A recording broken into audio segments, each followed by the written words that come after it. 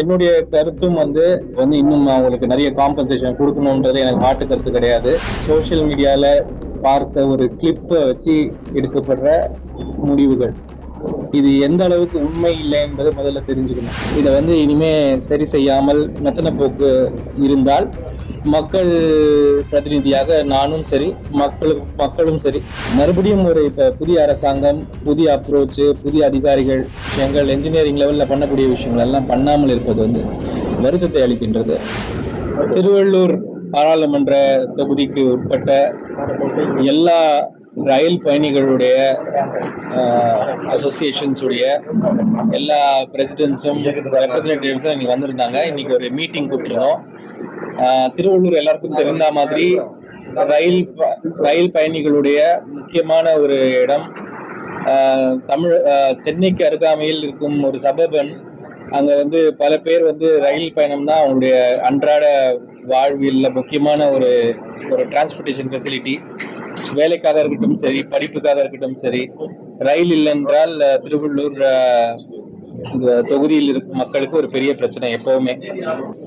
Concerned அத்தாரிட்டிஸ்க்கும் சரி, railway அபிஷியல்ஸா இருக்கட்டும் இல்லைன்னா மினிஸ்டர்ஸா இருக்கட்டும், கன்சர்ன்ட் பீப்புள் கிட்ட நம்ம இந்த கோரிக்கைகளை முன்வைத்து இதை நம்ம சரி செய்ய முயற்சியில் ஈடுபடுறோம். இன்னைக்கு இந்த கூட்டம் எங்களுடைய திருவள்ளூர் மாவட்ட தலைவர் சசிகுமார் தலைமையிலும், நம்மளுடைய ரயில் பயணிகள் கன்சல்டேட்டிவ் கமிட்டி வெங்கடேஷன் அவர்களுடைய தலைமையிலும் அவர்களுடைய ஏற்பாட்டிலும் இன்றைக்கு நடந்து கொண்டிருக்கிறது. ரெண்டாவது நாங்க எல்லாருமே என்ன முடிவு பண்ணிருக்கோம்னா, இந்த விஷயங்களை ரயில்வே துறை சீரியஸாக எடுக்காமல் அதே மாதிரி மெத்தன போக்கோடு இருந்தார்கள் என்றால் இதுல ஒரு மக்கள் போராட்டம் உருவாகும் சூழ்நிலையும் இதில் இருக்கிறது.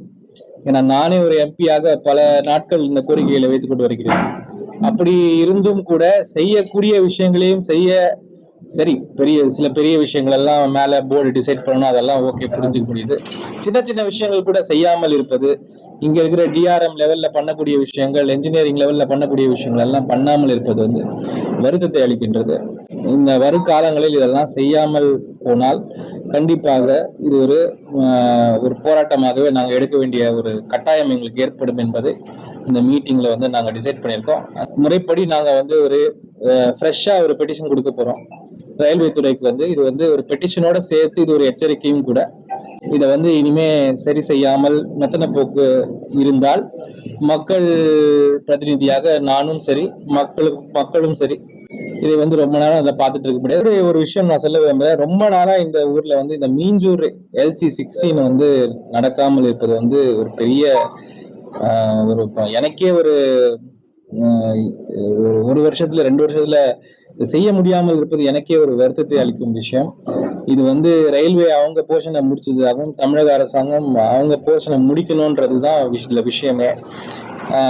மறுபடியும் இப்ப புதிய அரசாங்கம், புதிய அப்ரோச், புதிய அதிகாரிகள் வந்திருப்பதனால் மறுபடியும் கடைசியாக மறுபடியும் ஒரு முயற்சி நம்மளுடைய அரசாங்கத்திற்கு. நாங்க இன்னைக்கு பெட்டிஷன் கொடுக்க போறோம். நாளைக்கு நம்ம பிடபிள்யூடி மினிஸ்டரை பார்த்து நான் பெட்டிஷன் கொடுக்குறேன், சிஎம் பார்த்தும் கொடுக்க போறோம். அதே மாதிரி மீஞ்சூர் LC16 முடியணும் என்பது எங்க எல்லாருடைய எண்ணமும் கூட.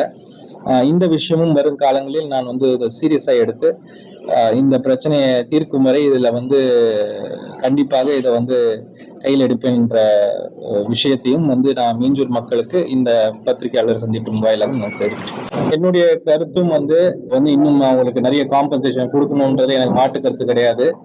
அவர்கள் வயதையும் அவர்கள் வாழ்க்கை முறையும் நம் மனதில் கொண்டு எங்கெந்த ஒரு இடம், அது தமிழ்நாடு அரசாங்கம் இல்லைன்னா அவங்களுடைய அரசாங்கம் இல்லைன்னா நம்மளுடைய ஒர்க்மேன்ஸ் இன்சூரன்ஸ் எல்லாம் கலந்த மாதிரி அவர்களுக்கு செய்ய வேண்டும் என்பது என்னுடைய எண்ணமும் கூட. நாளைக்கு நாங்க முதலமைச்சரை சந்திக்கும் ஒரு நிகழ்வு இருக்கிறது. அதுல கூட நான் இந்த விஷயத்தை அவருக்கு கட்டாயப்படுத்துவேன் என்பது என்னுடைய எண்ணம். கண்டிப்பாக அவர்களுக்கு நம்ம நிறைய காம்பன்சேஷன் கொடுத்தோம்.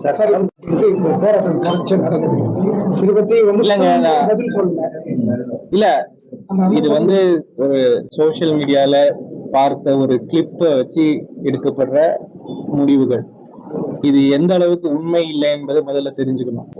ஏன்னா அதுக்கான ஒரு காரணமும் சொல்றாங்க. அது என்ன கரெக்ட் என்ன தப்புன்றது இன்னைக்கு காலகட்டத்தில் நம்ம கண் பார்வை பார்த்து இமீடியட்டா முடிவு பண்ண முடியாது. கன்சர்ன் அதிகாரிகள் அதை பத்தி என்கொயரி பண்றாங்க. அந்த என்கொயரியில என்ன வருதோ அதுக்கு ஏற்ற மாதிரி நான் என்னுடைய கருத்தை சொல்றேன். முதல்ல அதாவது வந்து எந்த கூட்டணியில வெற்றி பெற்றாலும் அந்த கூட்டணிக்காக உழைத்த எல்லா தொண்டர்களுக்கும் சகோதரர்களுக்கும் எங்களுடைய பணிவான வணக்கங்கள். என்னைக்குமே அந்த அந்த விஷயத்தை மறக்க முடியாது. அப்படி மறந்தால் நாங்கெல்லாம் வந்து சரியில்லை. அது வந்து எல்லா கூட்டணி தொண்டர்களுக்கும் எங்களுடைய நன்றிகள் வணக்கங்கள். அதுல எந்த மாற்றத்திற்கும் கிடையாது.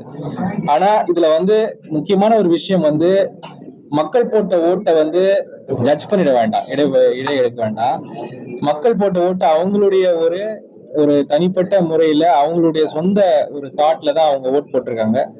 அதனால அதை வந்து அந்த ஆர்குமெண்ட் எல்லாம் நம்ம எடுத்துக்க முடியாது. ஒரு ஒரு மக்கள் பணியை எங்க கிட்ட விட்டுருக்காங்க. அதை நம்ம கடைசி வரைக்கும் முழுமையாக அவர்களுடைய நல்லதற்காக என்ன செய்யணுமோ அதை செய்து முடிப்பது எங்க கடமை. கண்டிப்பாக அதை நாங்கள் 5 வருடம் கண்டிப்பாக முடிப்போம்.